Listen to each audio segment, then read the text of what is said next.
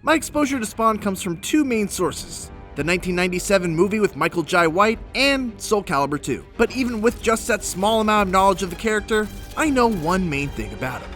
Spawn is f***ing cool.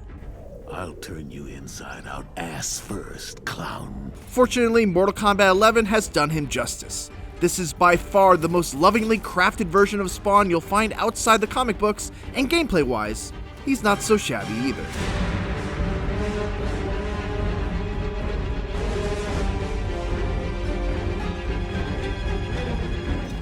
Despite looking like a huge, hulking bruiser, Spawn is actually pretty fast. He can cover a lot of distance really quickly thanks to his dash speed, allowing him to go from playing the long-range projectile game to getting into mid-range. As you'd expect from Spawn, a large part of his offense revolves around his chains and his cape, both of which have absurd range, can lead to big damage, and look cool as all hell.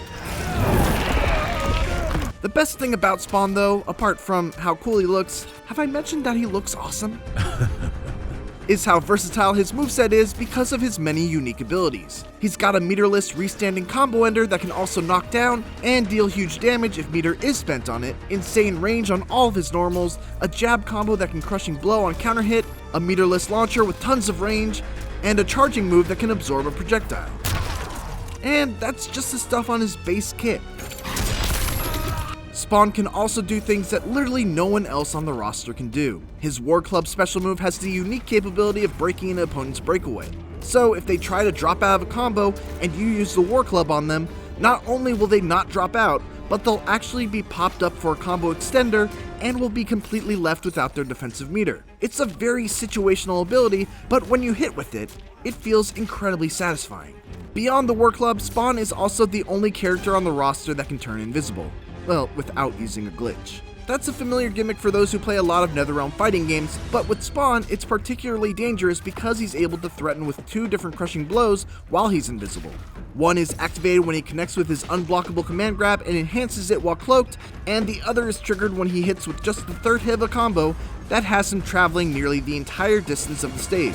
Technically, he can do this without being invisible, but it's easy to see coming if you can literally see it coming. It's much harder if you can't. It's legitimately stressful to be on the other end of an invisible Spawn, not knowing whether he'll try to do the command grab, or the crushing blow knee, or something else entirely. But while Spawn's arsenal is extensive, a lot of it is also very situational. If you don't correctly guess on an opponent's breakaway, the War Club is a pretty underwhelming combo ender, and it also takes the spot of Spawn's main combo extending special move, which hurts his damage. The invisibility is a great tool, but it only works in the third competitive variation, and requires 2 bars of meter in order to threaten with the invisibility crushing blow. His biggest weapon is his long-range mid to overhead combo starter, which serves as the aforementioned meterless launcher. But it's also a bit of a trap. It's unsafe on block, and once you commit to the overhead, you can't cancel out and make it safe with some sort of special move. Finish him. This makes Spawn a deceptively tough character to use since you have to take care not to just throw out punishable overheads. On his third competitive variation, this leads to some interesting mix-up opportunities, since he has his command throw that can be used after the initial hit. This will allow him to cloak and play the aforementioned crushing blow pressure game.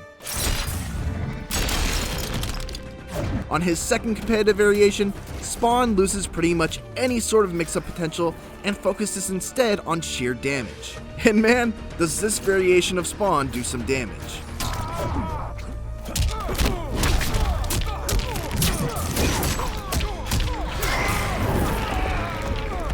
I wasn't sold on Spawn at first, mainly because I fell into that trap I was just describing of becoming overly reliant on his overhead combo, but once I learned his effective distance, how to appropriately lock down opponents in the corner with his chains, and to stop using his unsafe moves so much, Spawn ended up becoming a ton of fun.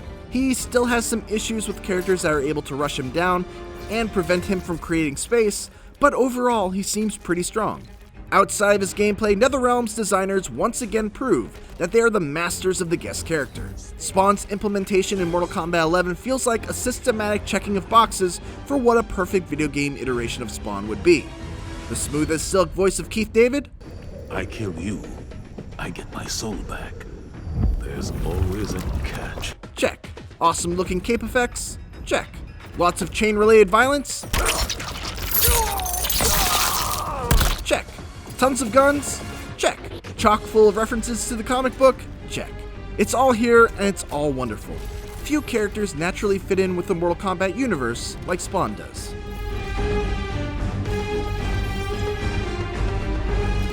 NetherRealm wraps up the first combat pack of Mortal Kombat 11 with what's hands down the best video game version of Spawn that there's ever been. His wild demonic powers lead to a wildly unorthodox playstyle, and while Joker still reigns as the clown prince of Mortal Kombat 11 DLC characters, Spawn is a hell of a good time. For more Spawn, check out his fatalities. Also take a look at all of his gear, skins, intros, and outros. And for everything else, keep it here on IGN.